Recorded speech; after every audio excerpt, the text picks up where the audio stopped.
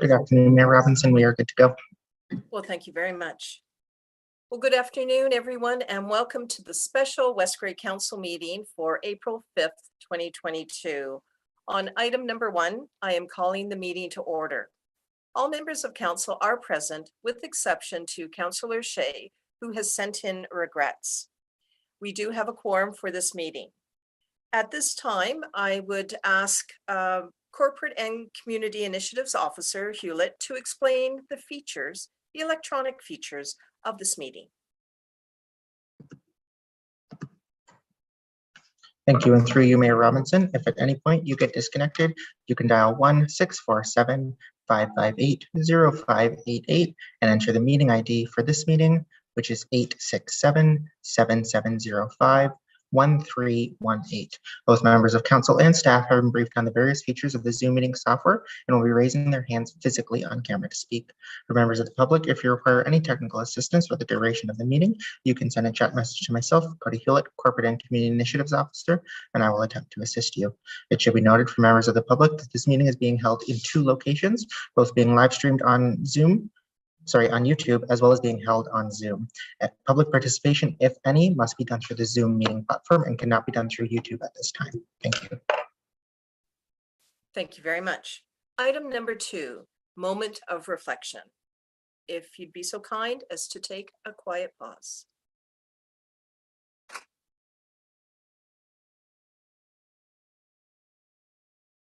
Thank you. Item number 3, declaration of pecuniary interest or general nature thereof. At this time, members of council, is there anything to declare? Thank you. We are on item number 4, presentation, ICLEI Canada, West Grey Climate Change Action Plan. I'm first going to go to Madam CAO, and would you like to provide an introduction for this presentation? Yes, thank you, Madam Mayor, and good afternoon, everyone. I'm happy to welcome back Caitlin and Adler. We've been working with them for some time now. I'm not quite sure. I don't see Megan here. She's the 3rd partner in this project from ICLEI Canada. Caitlin and Adler have been doing an awful lot of data collecting, and we're at the point now where there's really fascinating and informative information to share. As many members of council are aware, we've also had an opportunity to meet with the Climate Action Advisory Committee. So what you'll see today is a combination of staff's input, ICLEI's work, and initial feedback from that committee. So with that, I think that's a good summary, and we'll turn it over to, I believe Caitlin's probably going to go first. Well, welcome Caitlin and Adler of ICLEI Canada. We are most appreciative of this presentation and most anxious to hear it. Please go ahead. Perfect, thank you. Hello, everyone. Thank you for having us here today to discuss West Grey's. I hope everyone can hear me okay before I jump in. Yeah, okay, great. Yes, thank you for the check-in. We're really excited to be here today to discuss West Grey's Corporate Climate Action Plan. My name is Caitlin Roger. I am the Climate and Energy Planner from ICLEI Canada. Oh, I'm also not sharing my screen yet, which is an important detail. One moment, I will make sure that's set up.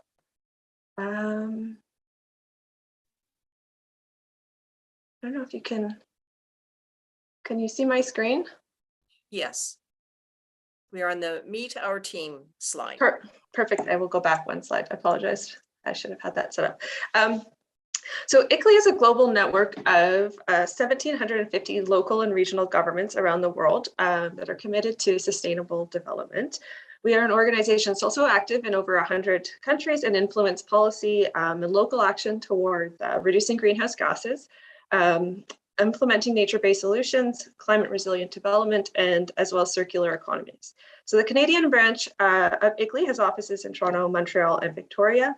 We're also, the ICLEI branch is also a founding member of the Partners for Climate Protection program alongside the Federation of Canadian Municipalities. It's one of the oldest climate action at the local government level in the world. It's over 25 years old now, and we also work with local governments as consultants on climate action plans.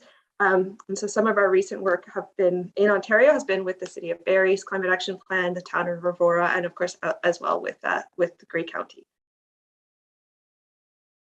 So this is our team that was currently working on the West Grey project. I'm joined today by my colleague Adler Gross, who's the Climate Change Project Officer with ICLEI. Megan Meany, who unfortunately wasn't able to join us today, is our Executive Director, and she also provides strategic oversight on our climate consulting work. So a bit of overview of our presentation today. I'm going to start by giving a brief background on climate science, setting the international and national context with regard to climate policy, background on the local government planning in Canada, what's happening at the county level, and provide you with an overview of where are the projects at in terms of the project planning process. And my colleague Adler is going to give you an overview of the greenhouse gas inventory that's been completed for the West Grey's operations. And then we're going to discuss the proposed vision statement, some of the feedback that we got from the Climate Advisory Committee, as well as discuss the emission reduction target with you, and then of course the next steps in the planning process. So a bit of background on climate science. I think probably everyone's up to speed, but I just want to make sure to review it before we get started. So climate change is both a natural phenomena, which is driven by several factors, including solar cycles, changes to the orbit and axis of the Earth, the greenhouse gases within the atmosphere. So since the Industrial Revolution, anthropogenic activities have been increasing the amount of greenhouse gases in the atmosphere, and this has led to an increase in the solar radiation that's being trapped within sort of the Earth system, and that's led to average global temperatures to rise. The anthropogenic activities that are increasing emissions in our atmosphere have been accelerating. The concentration of greenhouse gases now far exceeds natural cycles, and we have seen an increase in the average global temperature of 1.1 degrees Celsius since pre-industrial temperatures. So there are a lot of, depending on where you are in the world, you're going to see different, and we are seeing the impacts of climate change across, globally. They do present differently at the local level. So the local impacts of climate change that we are witnessing in Ontario are more extreme weather events, such as flooding, ice storms, an increased incidence of pests, invasive species, hotter and drier summers, heat waves, and droughts. And that's putting a lot of pressure on our infrastructure, our food system, our economies, livelihood, the health of our community members, especially those who are vulnerable or more vulnerable to those impacts. So we are witnessing a lot of those impacts, at the local level already.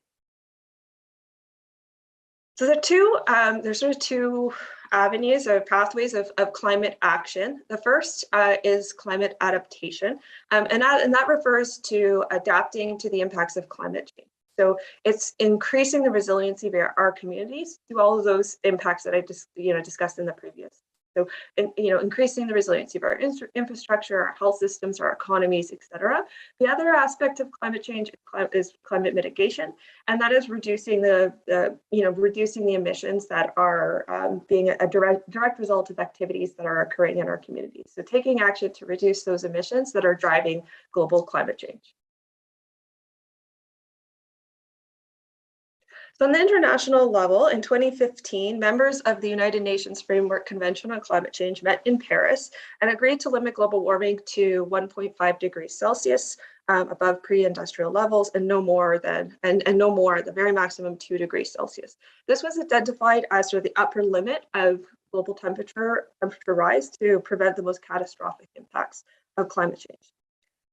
In 2016, Canada ratified the Paris Climate Accord, agreeing to reduce emissions nationally by 30% below 2005 levels by 2030, and last year has increased that commitment to a 40 to 45% reduction below 2005 levels by 2030, and to achieve net zero emissions by 2050. So net zero emissions just suggests that emissions need to be reduced. Basically, in the simplest statement, it needs to be reduced to zero. What it means, though, is that we need to focus on reducing the emissions as close to zero as possible. If we can't get there, the remainder of the emissions, we need to reduce by drawing emissions out from the atmosphere. And so that can happen through sequestration, nature-based solutions, and also perhaps more controversially, through carbon capture and storage. However, through the best practices recommendation is to reduce emissions first, and also because we simply don't have the capacity to draw down all the emissions that we have added to the atmosphere through sequestration alone. So the International Panel on Climate Change, or the IPCC, has also recommended that emissions be cut. So their recommendation is that emissions be cut by 45% by 2030 and reach the net zero by 2050 in order to stay within that, what's been identified as that safe upper limit of global warming, or 1.5 degrees Celsius. And I just want to quickly review at the county level, also what's been drafted. So the draft targets that have been proposed to reduce emissions are a 30% reduction below the baseline year. The baseline year that was identified at the county level was 2018. And that's by 2030. So that is for the community side. And then for the county's corporate operations, a 40% reduction below 2018 levels by 2030. And then for both the community and corporate reduction targets, net zero by 2050 has been identified. So just as a note, those are in draft right now. It is going to council next week, but those are the proposed targets that are identified in their plan, just so you're aware that it is at this time still in draft. So the role of municipalities. Municipalities play a critical role in advancing climate action. Collectively, municipalities have a degree of control or a degree of influence over more than 50% of the emissions in Canada. So a major source of the community emissions that local governments have a degree of control over are from energy used to heat and power buildings, the transportation sector, and waste. Some communities will have a different makeup of emissions. So if there's a large industrial or agricultural sector, for example, those sectors will make up a larger portion than other communities in a greenhouse gas inventory. I've kind of alluded to this a little bit because I've spoken about corporate versus community, but just so everyone knows what I'm speaking about when I am speaking about these two different things. So the GHG inventories for the corporate inventory covers all the emissions that result from the municipality's own operations. So from their facilities, from the vehicle fleet and equipment, as well as waste. Other sectors that might appear in a corporate inventory are anywhere that the municipality has operational control. Those emissions are going to fall within a corporate inventory. So the other inventory would be the community inventory. It covers all the emissions community-wide. And I guess we do get a lot of questions about this too. So the corporate inventory really is like a subsector of the community inventory. It's sort of like applying a magnifying glass to the community inventory, because the municipality has a greater control over those emissions than they do influencing the community emissions. There are two separate inventories and two sets of sort of strategies and plans that will be developed to manage those emissions. So for West Grey, we are presenting the corporate greenhouse gas inventory, and then we'll talk about targets for corporate emissions, as well as the next steps in the planning process, which will be to develop strategies in order to reduce emissions to meet those targets. There are many co-benefits to developing a climate change action plan that can be realized both through community actions as well as corporate actions, one of which is managing energy. And when we manage energy, we can also reduce the energy dollars that we're spending on energy. So that can be really important for a municipality. It also reduces the energy dollars in a community as well. And because most of the money or most of the costs that are spent on energy end up leaving, so the dollars that are spent on energy end up leaving a community, reducing the amount of energy in a community or for corporate operations will end up saving money. There's also I guess within the community, and there could be sort of some trickle down with the corporate initiatives as well. There's an encouragement for economic growth and green jobs and low carbon development. Of course, there's an increase in energy security, and there's also the co-benefit of having different health and well-being impacts for the community as well. So just a bit of background, because West Grey is part of the Partners for Climate Protection program. And of course, as I mentioned, ICLEI manages the program alongside FCM. So it is a joint initiative between our two organizations. It's 25 years old. At this point, there are over 450 Canadian municipalities that are part of the PCP network that are all working towards advancing climate mitigation in their communities and also their corporate operations. The program offers municipalities and regional governments across the country with support, sort of guidance, free resources that enable climate mitigation. The PCP operates on a 5 milestone framework. So the first is creating a greenhouse gas inventory and a baseline year for that inventory. The second step, or the second milestone in the PCP framework, is to set an emission reduction target. So that will be based on a % reduction based on the inventory year by a certain year. The third is developing a climate action plan. The fourth is implementing the plan. And then the fifth step is to monitor and report on the impact of that plan.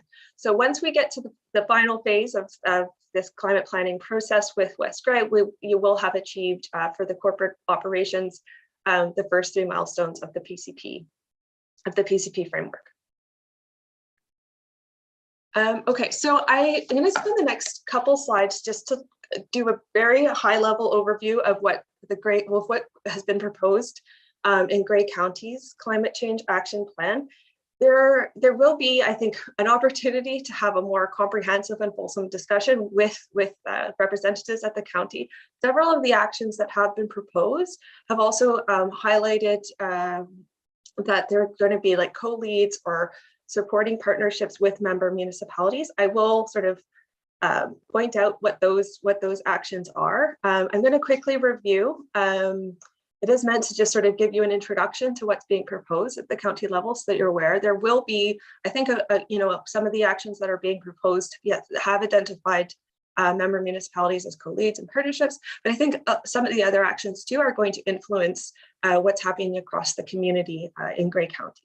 So I'm going to start with the community actions first.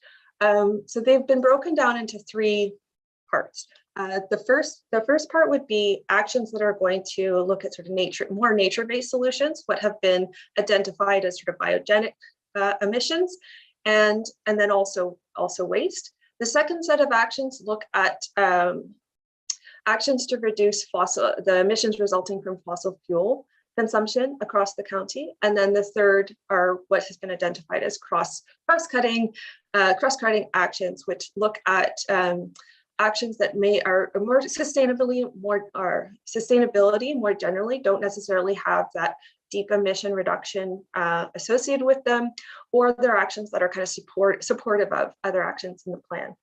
So the first 2 actions that I have on the slide are very much related to one another, and they look at habitat and biodiversity protection, conservation, the protection of wetlands, as well as afforestation, so the planting of trees.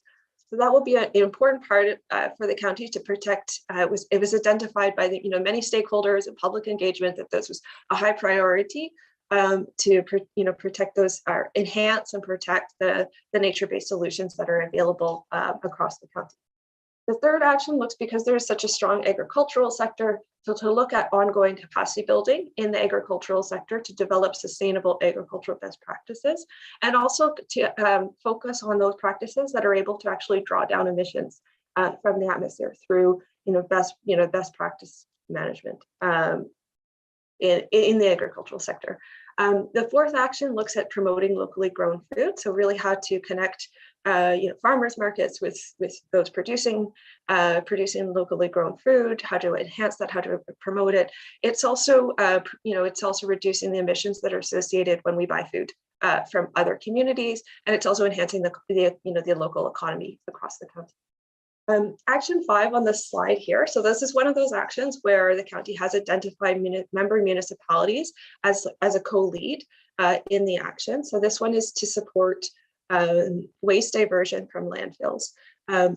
And so there's, a number of different things that could be implemented, and it will require a more fulsome discussion with the county, but certainly reducing the amount of waste that ends up in the landfills has a lot of co-benefits, increasing the longevity of the landfill, but also has a significant impact on the emissions that are released when waste decomposes in our landfills. And then the other action that's sort of in their first group of action is to support sort of a reuse it, rebuild it centers and programs. And that's really also part of developing a circular economy and ultimately the goal of reducing waste that ends up in landfills. So actions 1 to 6 really represent those nature-based solutions, as well as agriculture and waste reduction. And then the next set of actions look at the fossil fuel use in the community. So the first set look at transportation. So it's action 7 looks at really trying to advance and encourage the adoption of zero emission or low carbon vehicles. The second is to increase to support an increase in active transportation, especially for those commutes that are within 15 minutes. So it's increasing the connectivity and the safety of pedestrian walkways, of cycling routes, in order to get people out of private vehicles, especially on those shorter trips where private vehicles isn't necessarily required, and then also supporting more of a rural bus rideshare on-demand transit programs.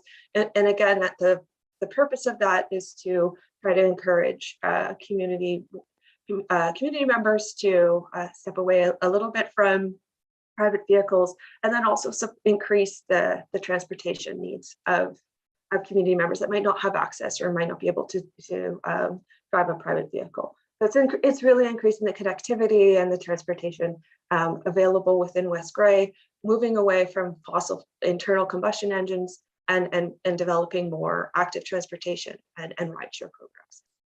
And then action 10 kind of looks at development across Grey County. So increasing the compact mixed use development does have an impact on emissions. So by having more compact mixed use development, you're also decreasing the amount of trips that are required, and you're also increasing or decreasing the footprint of buildings that are required, and then of course the energy required to heat and power those buildings. So this, like I would say, action 10 was also following part of this. It's more in the buildings and development of the community. So one would be to look at the any new buildings that are being built. So to develop a green standard to make buildings it's a voluntary. What's being proposed is a voluntary green standard to increase the energy efficiency of buildings. So you're reducing the energy consumption requirements and making buildings more efficient in the future. And then action 12 and 13 look at buildings that are already existing in the county. So targeting those buildings, encouraging deep energy retrofits that are going to target the energy efficiency of the technologies that are within the building, as well as increasing a building's envelope to ensure that that there isn't heat loss, I guess, through the envelope, and you're really reducing the energy. So you can significantly reduce the energy need and the heating needs of a building through doing increases to the building envelope and other energy retrofit programs.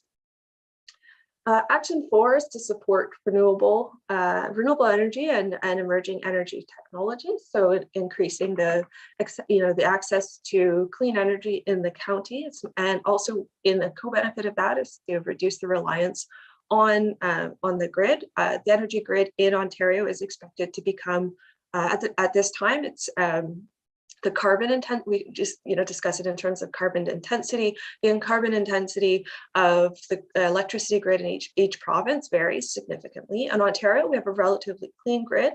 Of course, though, that is not something that's it changes over time, and there is an expectation that grid is going to become more carbon intensive in the future as we rely more on natural gas. So having an action that supports renewable energy in the county can ensure that there's clean energy available. It also increases the energy security. in the community, especially as we want to look at with the potential of say climate impacts in the community. Having that that backup energy available is also going to increase the resilience to climate impacts. And then on the other action that's listed on the slide is the promotion of biogas capture and conservation. And so this is really utilizing sort of detritus manure from agricultural sector to create biogas. So creating more of a circular economy and using things that may have generated emissions and using them in a way to power our buildings and energy sector. And then finally, I know there are a lot of actions. I hope you're all staying with me, but finally, there's those cross-cutting actions, which I mentioned. So these are not necessarily actions that have been developed to have a significant emission reduction, though they support emission reduction and they support sustainability, more broadly. So the first action is to develop a climate adaptation plan. So I did mention that there are, the two aspects of climate action. They often sometimes intersect and overlap with one another, and they should, because we don't want to implement actions that might have a negative impact on adaptation or a negative impact on mitigation. We want those actions to be working together. So what's been identified in their plan is to develop a climate adaptation plan, and then also to focus on a bit of those areas that have been identified as priority areas in terms of sustainability and adaptation and ecosystem priorities. So the two that have been identified are to reduce the risk of flooding and the prevention of shoreline erosion. Action 19 is to establish a climate action engagement program. So that's really focusing on how to do outreach and engagement with the community for the plan itself. The promotion of sustainable tourism programs and incentives to operators. So in tourism, it's been highlighted as an important part of the economy. And so promoting that in a sustainable way, what is seen as a priority. And then establishing a climate action implementation advisory group, which is more of a governance strategy for the plan itself. And I'll quickly go over bear with me, there is less to go over on the corporate side, but I did want to cover that as well, just so that there's awareness of what is being proposed at the county level, and many of the actions of the corporate side also kind of mirror what the things that are happening at the community side, because it is, again, we see emissions are coming from the same sources. So the first four actions look at the energy efficiency of buildings. There's the proposed having a residential demonstration building to show what is possible in terms of what could be achieved with energy efficiency measures. There's renewable energy.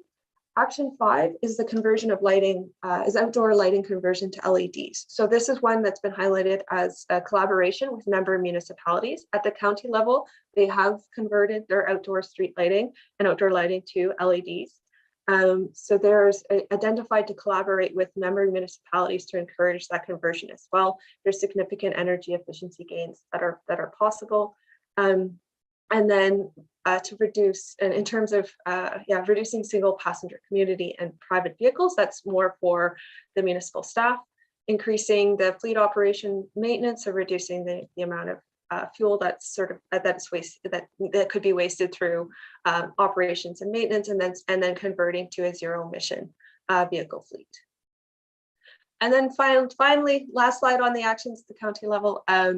There's also been identified to reduce the waste that's generated from corporate operations, which is action 9. Action 10 is one that I'd highlight that has been, the member municipalities have been highlighted to collaborate with the county on the wastewater efficiency. So the wastewater energy efficiency at wastewater facilities, if there's potential for cogeneration at those facilities. So working with each of the member municipalities to make wastewater facilities more efficient is also there is emissions associated with those facilities. And then the next 3 are really about sort of the more administrative aspects of a corporate plan at the county level. And that's to try to put a climate lens on other policies, to have someone responsible for the climate change initiatives at the county level, and to develop a culture of conservation. So I realize that is a lot. I'm gonna oh, I still need to go over that. I might just stop for a moment to see if there was any questions about that, recognizing it was a very quick overview. Well, Caitlin, our preference Yeah. would be for you to continue on. It's a fulsome discussion. We Mm. recognize there are multiple slides, there's a lot of detail, but it's our opportunity as council to have a full understanding, and we appreciate this presentation. Please take your time. It's incredibly informative, and I know our members of council will be writing down any of their questions at the end. Okay, thank you. Okay, thank you very much for that. And of course, it is just a review of what's happening at the county level. And I think, a more fulsome discussion with the county is will be with the next steps. In terms of what I'm presenting, I'm going to just quickly go over our project overview and where we've what we have completed to date, and then also the next steps in the project. So the first phase 1 and phase 2, which started phase 1 started in October 2021, involved collecting data for the inventory and mapping. So that, all of those sectors that I talked about, the West Gray's facilities, the fleet, equipment, waste generated from the operations of West Gray, as well as waste at the landfill site, were all data that we collected. We've identified that 2019 was the most appropriate year to select for the GHG inventory. It was the year that we had the most complete data set available. And then, we collected everything that was required to develop that inventory, as well as the mapping. Part of that is to develop a business as usual projection. So that we take, we established the GHG inventory, and then we took up different metrics to try to get a picture of what those emissions might look like 10 years, 30 years, into the future. I think we've gone to 2050, and Adler will present on that information next. We've also worked, with the project team, as well as we got feedback from the climate advisory group on the vision for the climate change action plan. So I will present that as well for your feedback. And then we did discuss some options in terms of emission reduction targets, which we'll get to later on in this presentation. So phase 3 of the project would be to finalize, the vision and goals, objectives for the plan, to finalize the corporate, or at least finalize, a draft of the corporate GHG reduction targets. One of the requirements to achieve the milestone in the Partners for Climate Protection program would be to have you have to have those targets passed by council. So certainly that's not has to do today, but having a discussion on what the potential of those targets could look like is what we're hoping to discuss today. And then the next steps would be to develop a list of actions. So I did go over the county's actions. What happens, at the West Gray level doesn't have to mirror exactly what is happening at the county level. Of course, there's going to be some integration. What that looks like, I think, is more of a discussion down the line. But those main sectors that we're gonna cover in the inventory are going to be where you want to focus those actions. So facilities, transportation, and waste are really going to be the 3 main sectors. Of course, we can look at sustainability more generally in the plan as well. And then we've been, have that engagement with the internal stakeholders. So we have had a meeting with the climate advisory group. And then in terms of connecting with external stakeholders, the next step in our process as well is going to be doing a public consultation. So we have identified having, developing a survey where we can get feedback from the public on, what their expectations would be for the important, and just soliciting that feedback from the public will be an important aspect of, the next phase, which is going to be identifying those strategies that we want to put into the plan.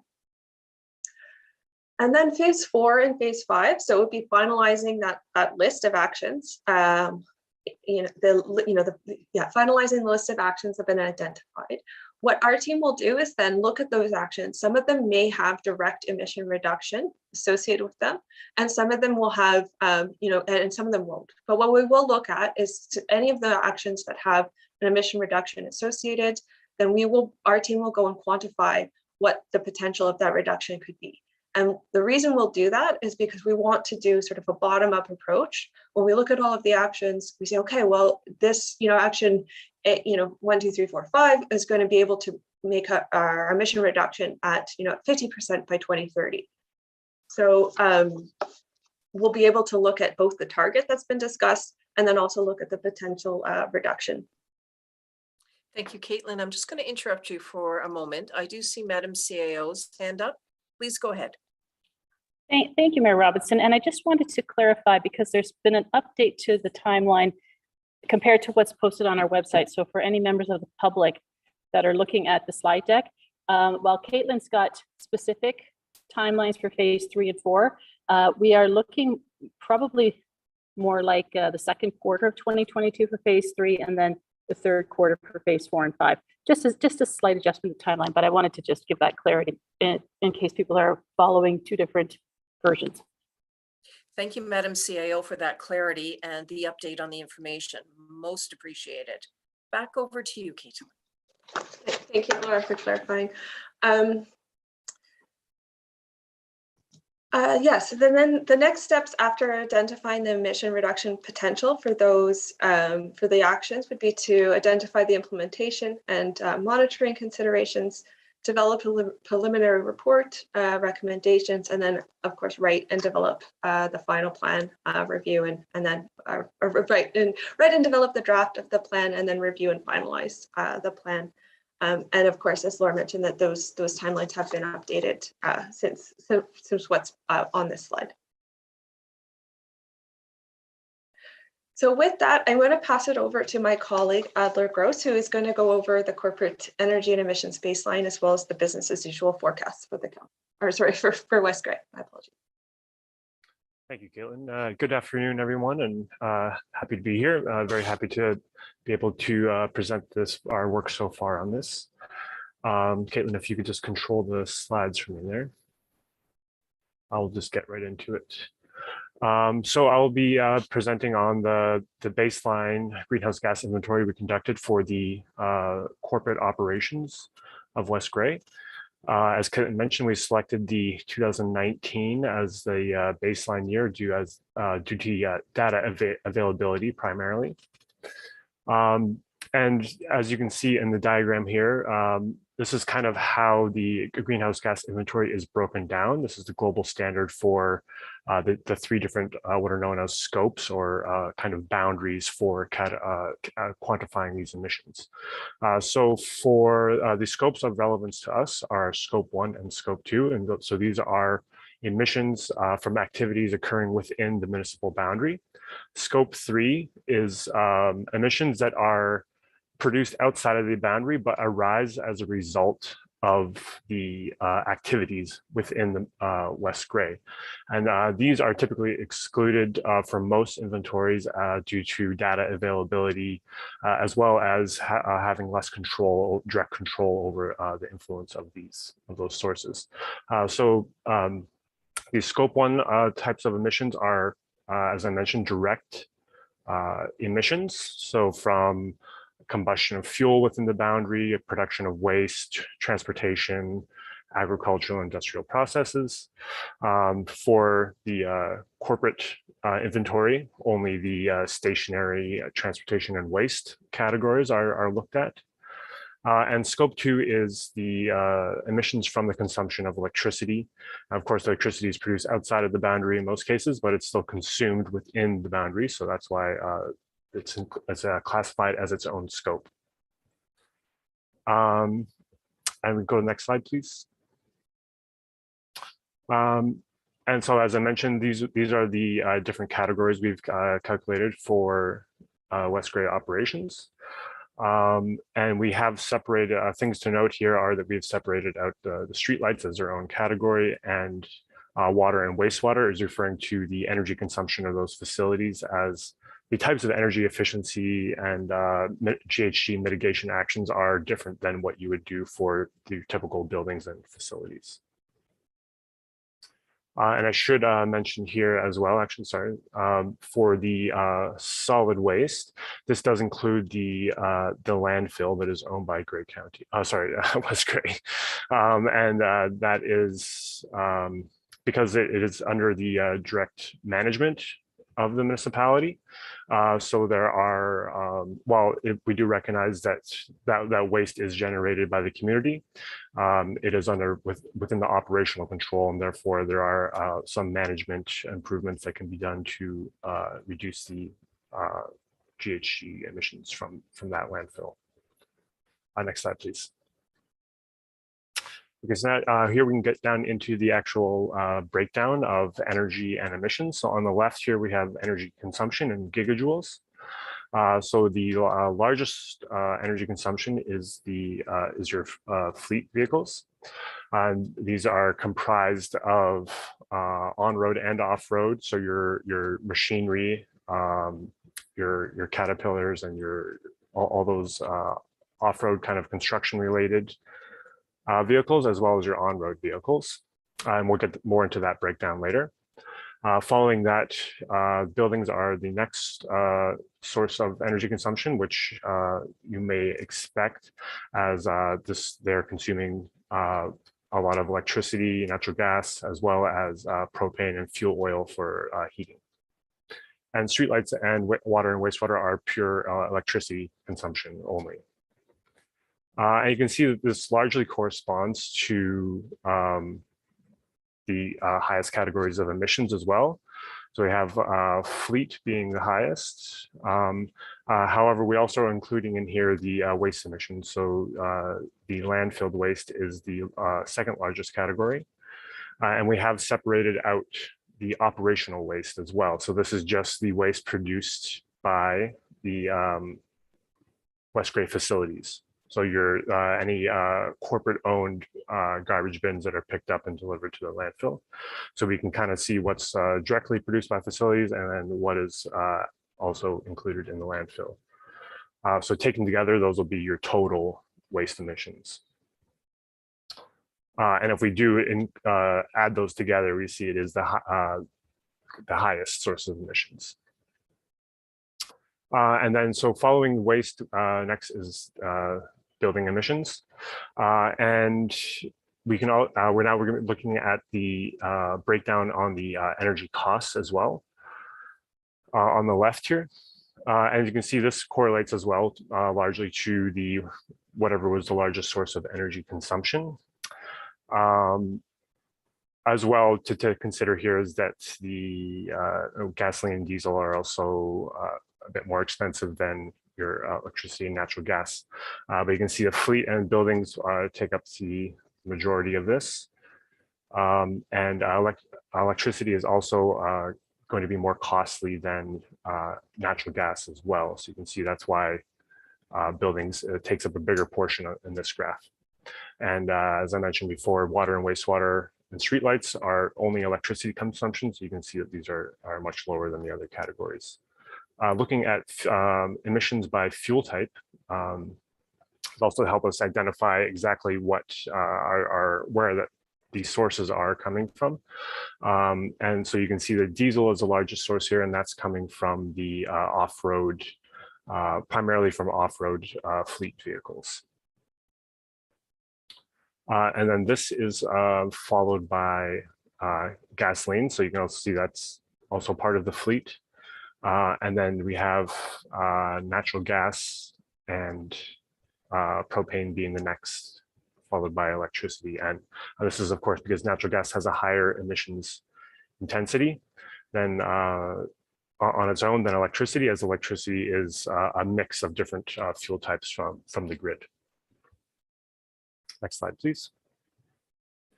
So now we look into each sector a little more in detail. So we've broken out your buildings into different categories just to more easily digest the information. So as you may expect, the cultural buildings, so this is your community halls and your arenas, community centers and things like that. This takes up the most of the energy costs and emissions as well.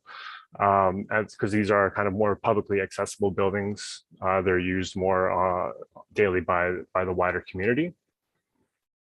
And then following that, we have kind of the rest of the types of buildings, which are your garages and storage, emergency services, would be the next two largest emitters, and your admin and solid waste facilities are taking up a relatively small portion of that. Next slide, please. So we've developed a kind of a summary of all this information. So we're looking at the energy intensity of each of the facilities here. So that's gigajoules per meter squared. And this allows easier comparison between different types of buildings and categories. And as you kind of see certain where your outliers may be, where you might want to focus your priority actions. So a few couple notes about this map is that you can see the landfills are the largest here. That's because it's a kind of relatively small floor area, but has a very high energy consumption due to the machinery and that is operating there. And this will help to inform us, as well as being able to present the information in a very easy to see way. It will help us to inform energy efficiency actions going forward and look for synergies between clusters of buildings that are close together that might be able to share on energy retrofit packages or opportunities for energy generation that could be shared between different facilities. And now, so looking just at the fleet here, we've broken it down by vehicle type. And as I mentioned before, you can see that the diesel off-road vehicles are taking up the majority of the energy consumption as well as costs. And this will also correlate to emissions as well. And as well as the diesel heavy trucks. So the gasoline vehicles are taking up a relatively small portion of this overall. And this does include the police cruisers as well. Next slide, please. And here is the breakdown of the emissions, solid waste emissions. So you have the landfill and open burning emissions are all occurring at the landfill, but they're separated out here as there is a small amount of controlled wood waste burning that occurs at the landfill that we've estimated emissions for. And the rest is from the rest of the landfill where we've taken averages for waste composition breakdown and applied the emission factors according to those. So you're going to see higher emission factors for degradable organic matter, which breaks down and produces the methane. So that's kind of the main source of emissions occurring there. And you can see your portion of the operational waste as part of the whole there as well. Next slide, please. So the business as usual projections, as Caitlin mentioned, we've projected the energy use here to 2050. So this is based primarily on population. And the kind of assumption behind this is that as the population grows, municipal services will have to also grow over time to continue to service them. It's not saying that you're going to have exactly this much energy use as there's also, of course, other factors that are not easily quantifiable that will be happening, but it's to kind of give you an overall picture of where things will be headed if there's no action taken to mitigate climate change. So a few things to take into account here are that over time, technologies become more efficient. So that's taken into account here, but it's not quite enough to offset the increase in emissions that would occur from population growth. And types of efficiencies would be, improvements to the energy efficiency of buildings, more fuel efficient vehicles, more fuel efficient wastewater facilities and streetlights and things like that that are kind of naturally occur due to higher levels of government regulation. So you can see there's a kind of steady progression going to 2050, although it's not a huge amount, but it's steadily growing. Next slide, please. And now looking at the emissions, that largely mirrors the projected energy consumption. And things to take into account here are the projected changes to electricity grid that we mentioned before, where we're expecting the IESO has projected more natural gas on the grid, which is going to account for some of the increases here as well. Next slide, please. Now just looking at the cost as well, there's two different scenarios out here, depending on, as there is cost projections for energy come in a range. So it's separated out two different scenarios here, depending on what might be expected to happen.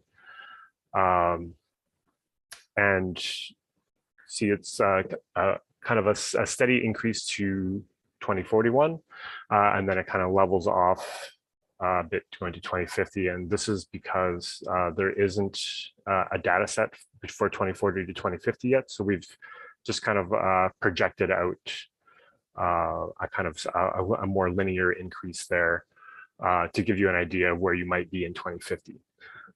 Although there's the projections aren't quite there yet. And that's it for my portion of the presentation here. So we'll happy to answer questions at the end there. I'm just double checking, is there, we'll continue, Caitlin, with this part of the presentation. Yes, I will. Thank you, Adler. I'm going to go in and speak about the vision statement for the plan, as well as some of the goals that have been identified, and then do a more thorough review of the target setting.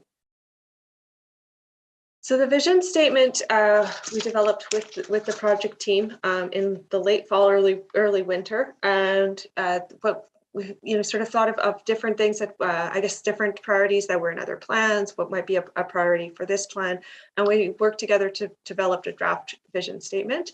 And the vision statement is this: the municipality of West Grey is a champion of environmental stewardship and climate action. Through leadership, collaboration, and commitment, we will build a future community that is sustainable, diverse, and thriving.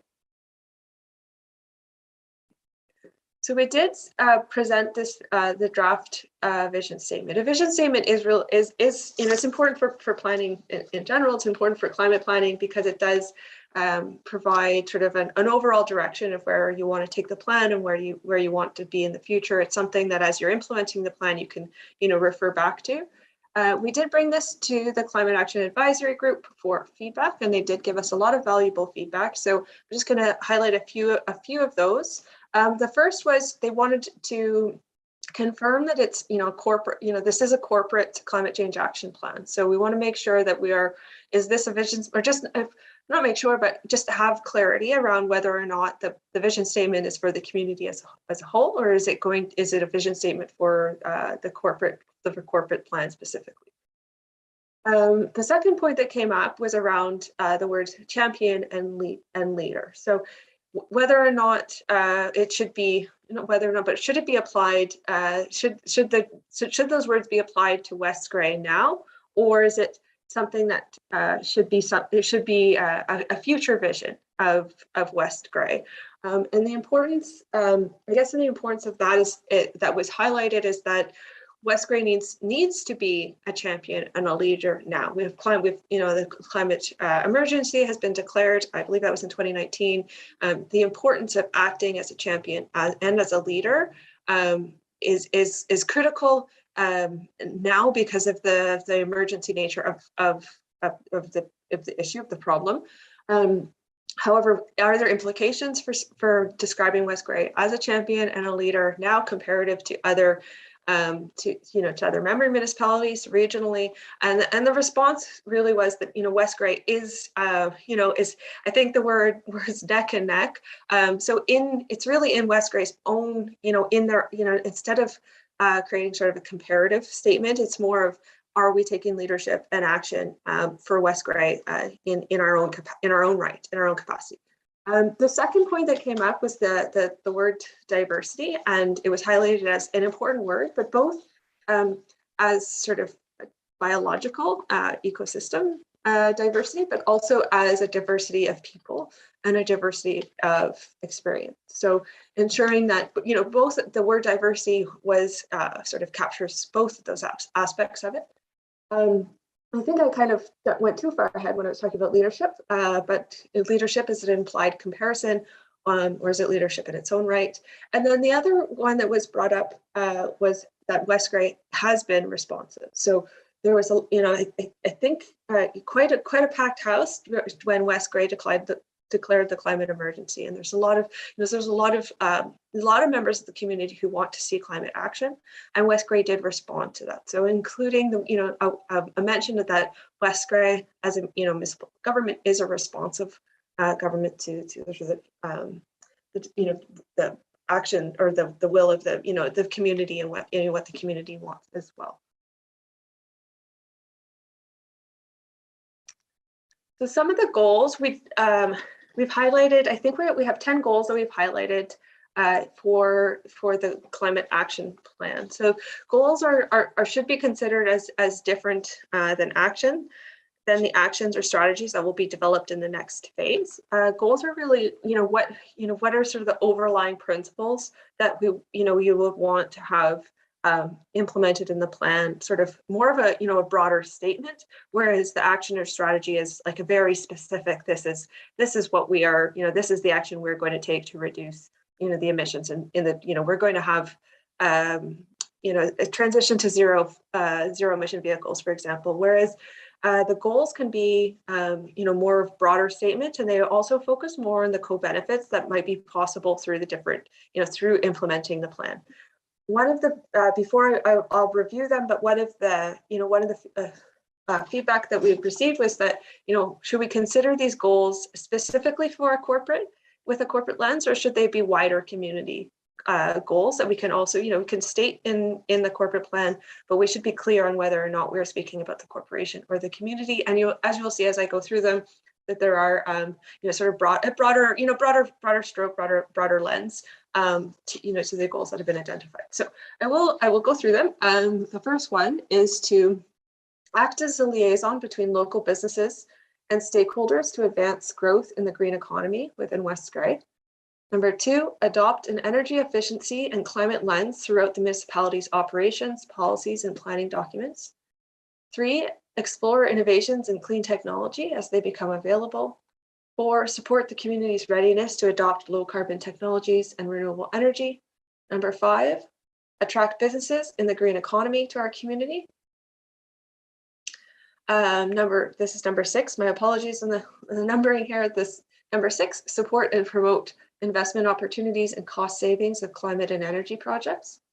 Number 7, increase recycling opportunities, reduce landfill waste, and extend the life of the landfill. Number 8, collaborate with local governments throughout Grey County and the larger region. Number 9, education and build awareness, educate and build awareness of climate initiatives to the community. And then number 10 is to support nature-based solutions throughout the community. So as you can see, they are broader goals. They're not specific to the corporation, but they're sort of, I guess, overarching principles that are going to be a priority or important to climate action, across West Grey. So then on to the target setting. I have touched on a little bit about at the international, national, and county level. So that will be an important context when I'm discussing this. And to start off, what are the benefits of setting a target? So a target, it's a public statement that shows your commitment and leadership on climate action. It sets a goal of where you want to go and when you want to get there by. Demonstrates leadership to citizens and businesses. And then also, of course, it's a target you can measure your progress against. So what are we looking for in terms of the actual language in the statement around setting a target? This is an important piece of it. It is a requirement of the partners to achieve that milestone in the Partners for Climate Protection program. You need to have this stated in a certain way. It's also stated sort of across the board in a particular format, keep it clear. You can then compare against different levels of government internationally, are using all sort of the same standard. So some general principles: a target should be realistic, achievable, meaningful, and reflect the need for significant action on climate change. Of course, in the light of declaring a climate emergency, that has a big impact on the level of ambition that you want to you want to show with your target. So when I talk about how the structure of the target, it must have a baseline year. So for West Grey, the baseline year we've already identified as 2019 because that's the inventory year. And then the target year. So you can have two target years. It's pretty common right now to have 2030 and 2050. That sort of follows the national, international sort of, I don't want to call it a standard, but that seems to be 2030 and 2050 are what's being established, but you're not confined to that. You do not have to have two targets. We do recommend through the PCP program to have, to follow those science-based targets that consider the IPCC's recommendation of having net zero by 2050 and setting an interim target, but it's not required. So you can have, one target or two, or some communities even have three. But it must have that baseline year and then the target year and then a % reduction. So that's the basic requirement. There are other types of targets too. In terms of the PCP program, you need to have that % reduction for the whole corporate operations. But you can also do it, you can set other kinds of targets as well, energy targets, intensity targets. Per capita is not really so relevant to a corporate plan, but there are other ways to look at it that you could do in addition to that basic target. So what are others doing? So I have spoken quite a bit about what's happening at different levels of government. Of course, this is, my apologies, this should be 40 to 45% below 2005. This is the old Paris Accord target that was agreed to and ratified in 2016. And then the IPCC target, which stipulates to 45% below 2010 by 2030 in order to stay in line with that 1.5 degrees Celsius of global temperature rise. And then, of course, both are looking at net zero by 2030. So I've spoken a bit about those targets, but what's happening kind of locally. So Kawartha Lakes has established both the same target for their corporate operations and their community. They've identified a 20% below 2015 by 2030. Peterborough County has looked at 26% below 2011 by 2031 for the corporate side and 31% below 2011 by 2031. More often than not, communities are setting a higher corporate target than the community target. And that's because there's a greater degree of influence, a greater degree of control over corporate, over your own activities and your own operations. Whereas to influence the community, it's going to be a greater challenge.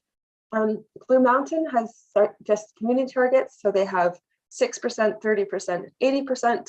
Below 2005 levels, and then you see on the side that they've identified 3 different target years. So you don't, as I mentioned, you can have 3 if you want, you can have 5 if you want.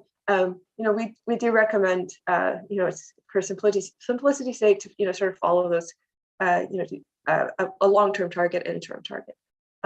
Oxford County is 69% below 2015 by 2050, and 47% below 2016 by 2050. But as I mentioned, you can set some other targets as well. So they have also included a 100% renewable energy by 2050.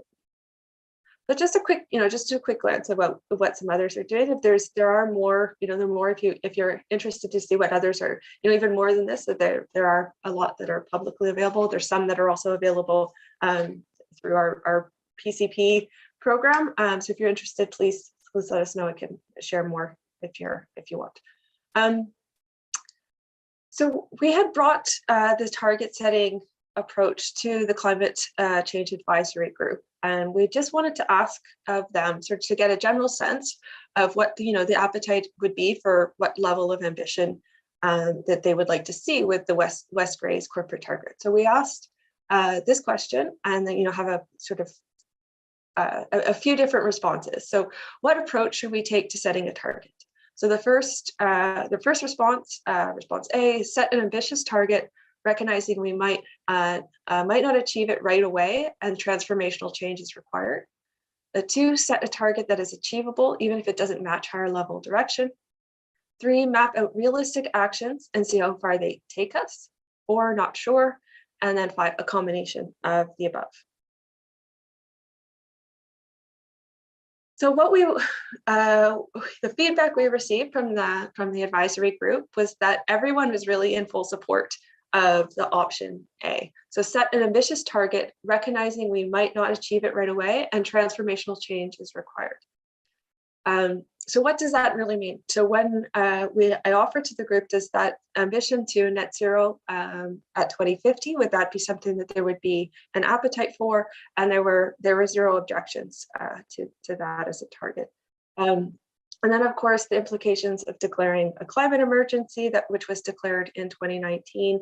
So that there are also, some implications that would require following the science-based targets of having a net zero target by 2050, and also falling in line with that 45% reduction that the IPCC has recommended by 2030.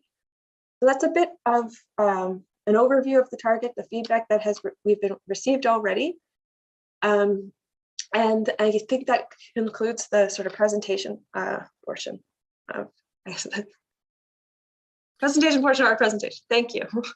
Well, thank you very much. And I wonder if we could return to gallery view on screen.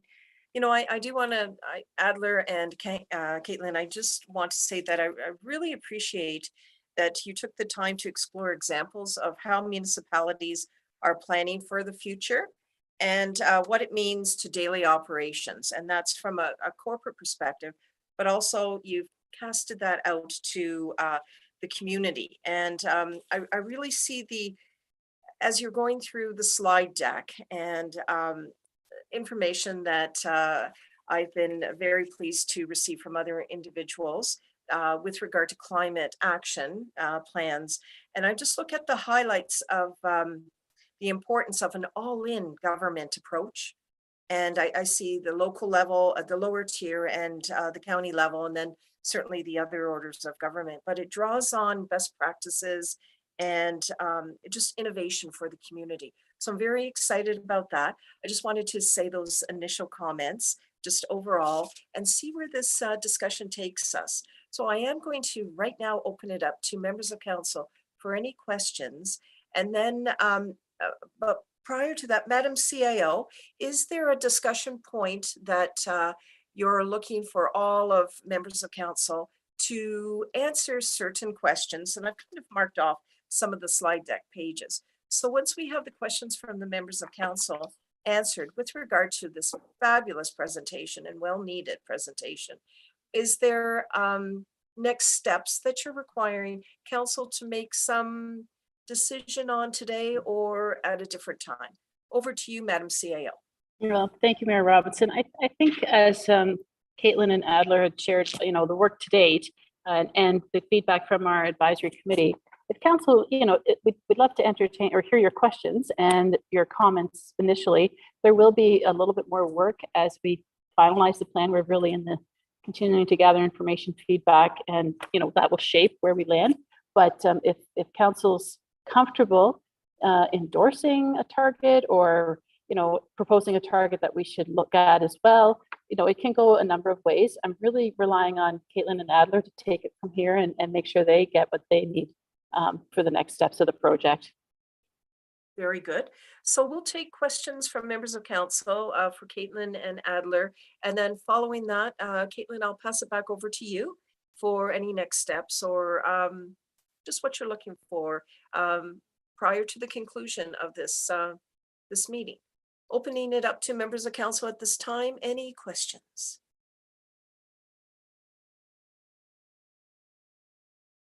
Just giving a moment. Councillor Hergert. Yes, so I do have a question. This is on page 28. It's the inventory, the mapping of West Grey and really the corporate assets.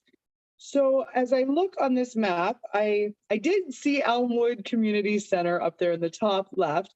I'm curious about Stoddart Hall. We have some ownership and responsibility in that facility. So I'm just checking to make sure we have everything as locations. So Stoddart Hall, also looking Normanby landfill. It is inactive at this moment, but in May that will open up again. I don't see that on here. Maybe I just don't see that on here, but I'm not seeing that listed as accounted for. So I had Stoddart Hall, Normanby landfill, and then of course the Saugeen Municipal Airport, as it has aviation fuel that's used. So I'm just looking for the wholesome inventory. Maybe we did account for those, but they didn't get a dot or something. So that's my first question, is just to make sure that any asset that West Grey has, this ownership role and responsibility in, that we're actually making sure it's on our map, on our inventory. I appreciate CAO, could you respond to that, please? Certainly, Chair Mayor Robinson. Thank you, Councillor Hergert, for the question. I suspect that the inventory, the map that you see, the focus was on West Grey wholly owned properties or assets. Yes, the Normanby landfill is closed. I neglected to let Adler know about that, and it's really functioning as a transfer site. So I'm not quite sure. We'll have to take that back and discuss what that looks like in the calculations. Stoddart Hall is in Grey Highlands. And I believe, yes, our treasurer is here. She can confirm. It's owned by the municipality of Grey Highlands. We pay a partnership arrangement. So I'm not quite sure. I mean, it's council's decision if we're including things that we're partners in, or if we're looking strictly at our owned municipal assets. And that would also transfer to the airport as well, because it's a partnership as well, right? So good question, and clarity would be helpful. Anything further, Councillor Hergert? Absolutely. So just a quick discussion, between mitigation and adaptation.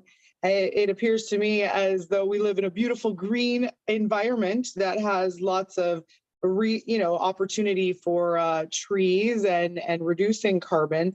But how do we actually in practical? So to our presenters, thank you for the information that's been provided. But what are the low-hanging fruits or the big wins out of municipalities? What are the items that the municipalities are taking on initially to reduce the carbon emissions? Thank you for the question. Caitlin, would you like to respond to that? Yeah, I can respond to that. In terms of the big, it's somewhat complicated, but we would look at the inventory and see, where are those sectors that present the most emissions. We haven't included any sort of calculation for nature, sort of the natural assets. They are a more difficult area of an inventory to calculate. So I guess if we're looking at sort of big wins, what we want to do is look at where we can reduce the emissions first. So those big wins that we're seeing that other communities are identifying are really going to come from the transitioning to zero or low carbon fleet vehicles and equipment, and then reducing the energy needs of buildings. So those are the big wins, though I don't mean to discount the opportunities that are available with nature-based solutions in any way, because there are certainly opportunities there, especially if there are any that are municipally owned. Okay, I think that's all for my questions for right now. Thank you very much for the presentation, though. Thank you. Councillor Townsend, please. Through you, Madam Mayor, thank you very much for your presentation. It's very, very solid data, and it's sort of sets you on a direction of where do we go from here. I looked at cultural and I looked at fleet, and then buildings were the three. And I guess part of the concern is, how do you turn data into action and the action into funding? And I don't really understand how you go from one to the other.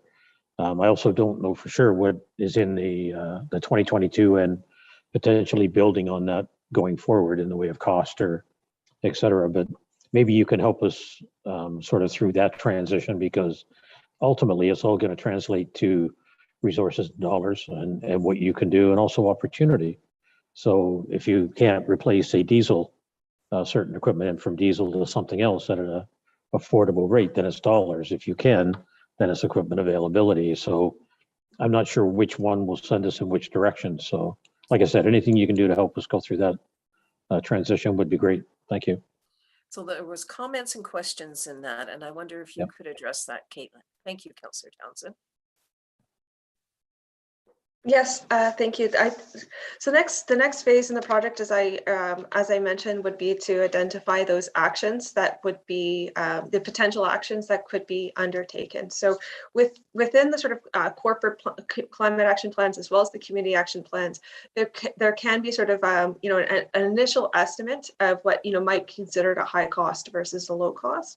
But in terms of the next steps following the completion of the plan would certainly be the development of a more comprehensive business case to identify what the cost of those actions would look like. There are also, with many of the actions, there are going to be significant energy reductions associated, especially in the transportation sector. So as we're looking at the sort of the lifespan of electric vehicles, for example, there's a lot of indication that the reduction in fuel costs, the reduction of maintenance, or you're going to save money. So there may be initial capital costs to transitioning to sort of a low carbon, more energy efficient operations, that there will be significant energy costs reduction associated.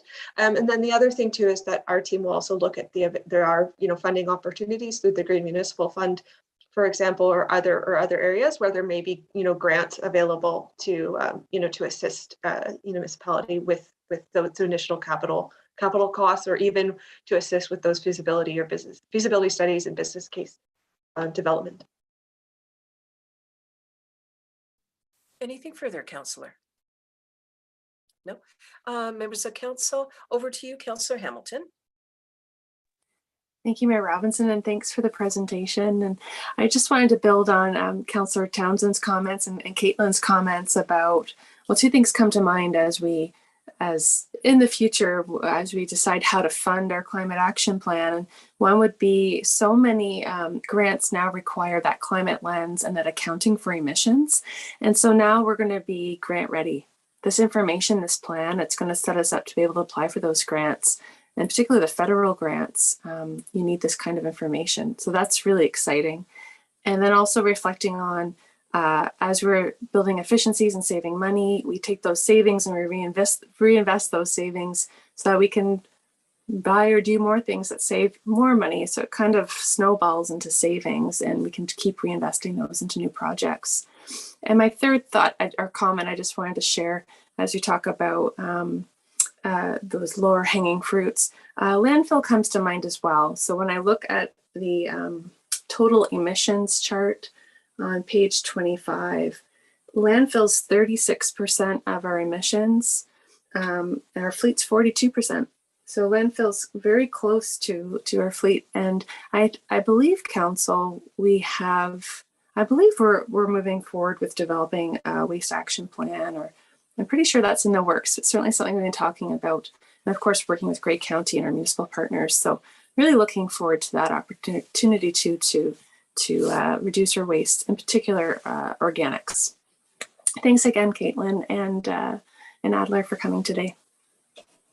Thank you, Councillor Hamilton. Councillor Hutchinson, please. Yeah, thanks for the presentation. I think my question has sort of been answered, but I do see that landfills are one of our biggest emitters. I just wondered if are there opportunities, or what's your experience in capturing methane gas or biogas from our landfills to turn that around? Is that one of the options we could be looking at? Caitlin? Yes, I think one of the reasons why the landfill presents as such a high in the emission profile for the corporation is because one of the protocols of doing these inventories is that because the corporation has operational control of the landfill, that all of the waste that's generated from West Grey's community is going to be in that corporate, in the corporate inventory. So in fact, if you were to look at just the fraction of the waste that's generated from corporate operations, it's going to be quite small. But that just to let you know that that's sort of following the protocols, the international best practice protocols require that. So that just to clarify that piece of it, that is why it's so high.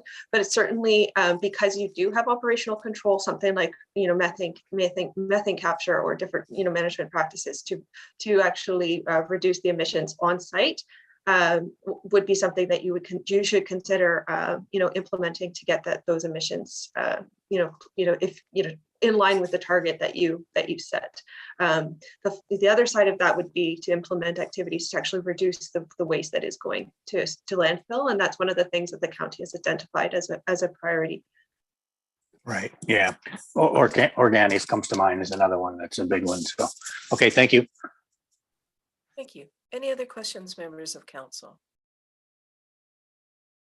So I just want to identify, I do have a copy of the August 6, 2019 council resolution, and that was the first time this council put a resolution together with regard to climate action. And I also just want to give a significant shout out or a significant acknowledgement to our first ever sustainability advisory committee, which was established in 2019, and among citizens that participated on that, as well as two members of our council, not to being Councillor Hamilton and Councillor Shea. So I know there's been much work since the beginning of the climate action initiatives and important work that needs to be done. But again, it was just a time that I wanted to just provide that context, if you will. Okay, Caitlin, I'm just going to give one more call to members of council. Are there any additional questions with regard to the presentation? I know there's more information to come. We've only just begun, but I am checking the gallery. I'm not seeing any other questions at this time. Perhaps we could look at next steps if that was the next portion of your presentation. Yes, certainly. So I think one of the things that Laura already brought up is that having that target, at least having a draft target or a proposed target would be ideal coming out of this meeting. Though it's we're not a requirement if there's more time that needs to be thought of what those targets are. But certainly your feedback is very valuable to our team on what the targets should be.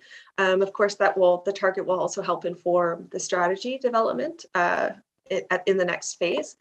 And then in terms of the next steps for us will be to start looking at how we're going to meet the target. What are the actions that would be to propose sort of a list of actions that we can implement to get to that target.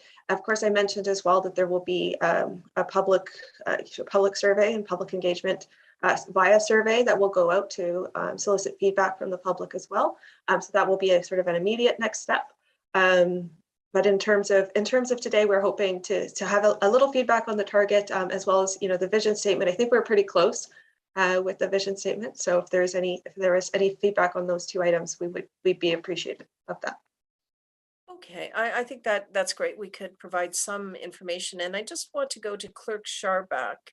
Would it be important, or would it be appropriate maybe if it would be notice a motion on a immediate or upcoming council agenda, or because it's a lot of information to digest now. Maybe we could just speak in targets, but would you suggest that maybe a notice of motion be put on an upcoming meeting?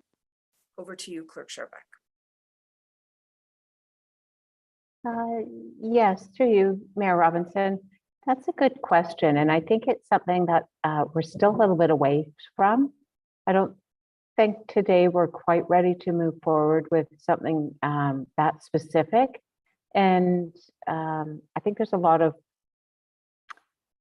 I think there's still a lot of work to be done on this this draft plan and position right now before we get to that notice of motion stage.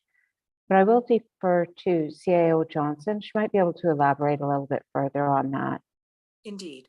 Over to you, Madam CAO.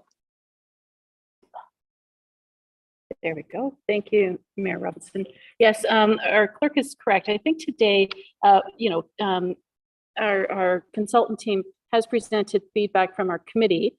And, if council was, having grave concerns about that recommendation, we'd like to hear that. If you're supportive of that recommendation as direction for us to start working toward that in the planning, that's really what we're looking for. We're not looking for a drop dead target today. And even with the vision plan, do you feel like we're hitting the mark? Are we in the right direction? It's just general dialogue to make sure that, adding in the feedback from our committee and your own goals and plans, are we heading in a good solid direction? And is there anything else you'd like us to consider? I apologize for that time delay on getting my mic up and running here. Okay, so just general dialogue, and then we'll come forward. I'll just begin. I think the vision statement, I think, is most articulate and looks like a lot of thought and dialogue have gone into that, and it really provides some really great direction for it. I did like the goals. But my question is that recognizing, and I'm looking at page 38, recognizing, Caitlin, that you had identified that these are broader goals, and they were most interesting. Are there definitions, descriptions, KPIs that will eventually be attached to these CCAP goals? And I know the county's involved in this, but from a West Grey perspective, is that something that would be worked on perhaps by our lower tier committee?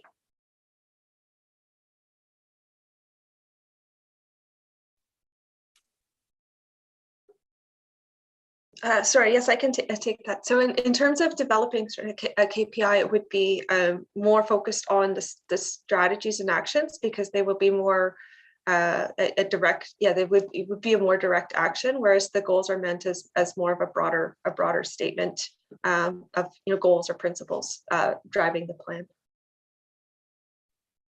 Thank you. Councillor Townsend, please. Thank you, Madam Mayor. I've turned my my video off because I'm running out of power on the machine I'm using. Okay. But I am here. My suggestion is, what if we set the net zero as of 2050 and develop a plan based on that goal, and then set the interim after determining how we could get there in a reasonable manner. And for me, what's being suggested in the sense of setting a target is so foreign to me. I couldn't possibly do anything other than pick a number out of the air or something someone else has done and cross my fingers and hope we get there. But if we set near net zero and look at our plan and possible plans, is there a way to actually then set a midpoint or two, depending how council felt, that would allow us to actually move forward and publish one a little later, right? As an interim, so we get some measurement of how we're proceeding. That's kind of the best I can come up with at this point, given my total inexperience in this field and translating data into action. So. Okay, appreciate that comment. Other members of the council wish to comment on this. Councillor Hergert. Yes, mapping out realistic actions and seeing how far they take us, somewhere between that and setting a target, I think may be beneficial. As West Grey, has undergone the changing of like the lights over to LED lights. There's an example of something we've done in the last few years, but to Councillor Townsend's point, I have no idea how much that improvement to becoming more energy efficient actually saved us greenhouse gases or has saved us cash value. And I think that I would like to know, you know, we say the fleet being zero, you know, net zero, or building, you know, LED lighting and other improvements. Even windows could be some improvement in, you know, in these older halls and so on. But without knowing what we've done and the equation that equates to so many greenhouse gas kilojoules, I don't know that number. I don't know what that means. I think that that maybe there's some more education that needs to come. But I think that if there were some realistic actions and then some idea of how much savings, whether it be described as dollars or greenhouse gas emissions, I would like to know a few of those items. You know, if we switch from one gasoline vehicle to a hybrid vehicle, what does that actually equate for greenhouse gas savings? And then to actually have measured that, to know that it's not just greenhouse gas savings, but there's also actually dollar savings, or what the other impacts of just one move, you know, just one move for lighting or one move for a vehicle. What does that equate to in kilojoule savings? So I think that's where I'm missing it right now. I don't think I'd be effective in setting a target right now. I also would like our committee to provide a recommendation to council, because when the committee has such intricate knowledge of this, along with our planning, with our consulting there, I think we could really end up at a great point. But that's what I'm looking at. I'm looking at more realistic actions, equates to greenhouse gas savings, potentially equates to dollar savings. So that's some information that I would still like to be educated on, either myself or if the consultant has information to that effect, I would appreciate it. Thank you. Caitlin, at this time, is there any comment that you can make with regard to that inquiry? Yes, that information in terms of providing both the energy cost and the GHG emission savings is something that we would calculate for each of the actions that ultimately have a reduction potential associated. So that's part of the information that we'll provide. Thank you for that. Are there any other questions at this time? Councillor Hamilton, please. Thanks, Mayor Robinson. And I'm just reflecting back on the committee conversation. And Caitlin, thank you very much. I think you've captured the conversation quite well in your notes here. And please correct me if I'm misremembering, but I think another piece from that committee, Climate Action Committee meeting, was there was consensus that the group wanted to set targets in line with the IPCC, in line with the scientists from around the world that are saying this is what we have to do. So if I'm just to provide that little bit of information from the committee, and that there definitely was a sense of ambition that we might not know exactly how we're going to get to net zero, because we can all appreciate how quickly technology is changing. But we have to, for the life of our planet and our people, get to that target. And so of net zero by 2050. And so I heard a lot of ambition and passion and wanting to follow the science. So just wanted to share that with council, and certainly Caitlin or CAO, if you remember it differently, please chime in. That's how I remember the tone of the conversation. Thank you. Very good. And I thank you very much, Councillor Hamilton, for providing that context around. And I also want to say a thank you to the West Grey Climate Action Committee for the hard work that they've done with regard to all the information that's being presented here today, along with the consultant. Incredibly valuable. Are we seeing any other questions? And I'm looking, and I'm wondering, Council, if we would have some reflective time, some time to go over digest the information that we have been presented with, and then perhaps come back. There may be a notice of motion at a upcoming, like a very immediate council meeting, perhaps, with regard to this. So I'm not seeing any other comments with regard to that. It will give us some reflection time. I know I'd certainly appreciate it. There's a lot of data, which I very much appreciate. I'm not seeing any other comments. Madam CAO, I wonder if I could just ask you a question. I think we might be at the time where I would be saying thank you very much to our consultants. Is there anything else that we need to do at this time before I do that, and then call for an adjournment on this special meeting?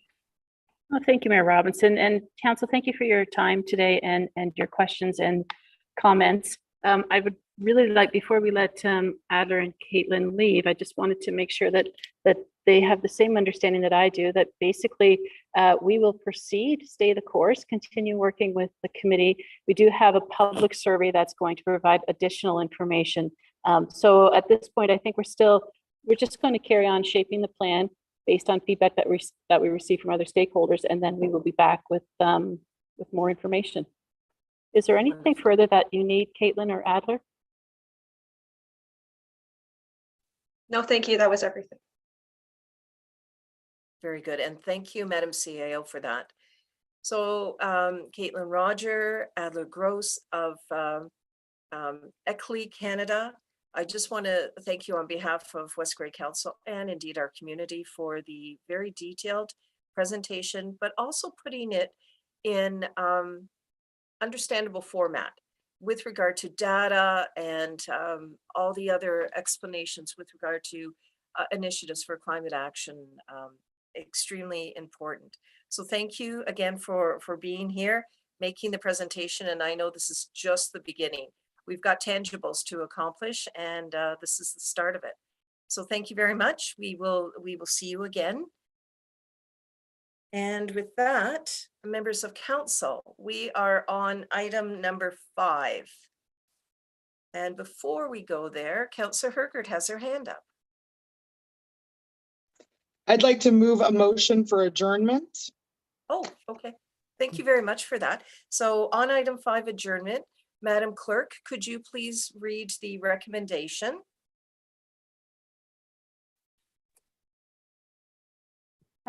Through you, Mayor, the recommendation is that we do now adjourn at 4:13 p.m. to meet again on April 19th, 2022, or at the call of the chair. So we already have a mover for the motion. Is there a seconder? Deputy Mayor? All those in favor indicate with the raised hand. All members of council have voted in favor of the motion. The motion is carried. Thank you, one and all. Have a good evening.